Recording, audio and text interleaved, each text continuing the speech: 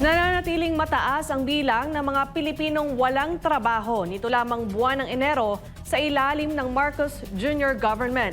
Ang dahilan at solusyon sa mataas na unemployment rate sa report na ito ni Sheena Torno.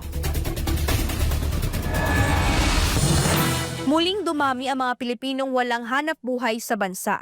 Base sa datos ng Philippine Statistics Authority, pumalo sa halos 3 milyong Pilipino ang walang trabaho nitong January 2026. Mas mataas ito kumpara sa 2.21 milyon na walang trabaho noong January 2025. Noong December 2025 naman, nasa 2.26 milyong Pilipino ang naitalang walang hanap buhay. Ang mga pangunahing dahilan, marami dito naghahanap ng trabaho. So sinabi nila available sila magtrabaho and naghahanap ng trabaho pero wala pa ring trabaho.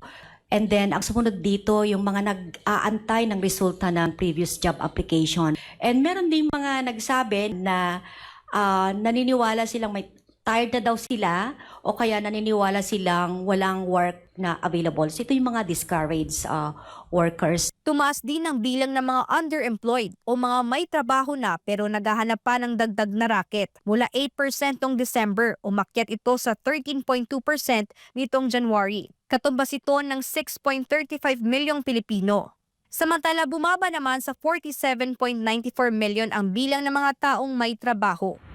Para sa Employers Confederation of the Philippines o ECOP, may mas malalim na dahilan ang problemang ito. Ang dahilan, mababang investor confidence kaya walang nalilikhang trabaho. Every year, about 800,000 to 1 million reaches the age of work and graduate. Dati-dati, na-address yun because there are no investors, lack of investments. So we really have to find ways to be able to get more investors. Huli-huli tayo sa investment. Ayon pa sa ECOP, ang talamak na korupsyon sa gobyerno ang dahilan, kaya nag-aalinlangan ang mga investor na maglagak ng pera sa Pilipinas.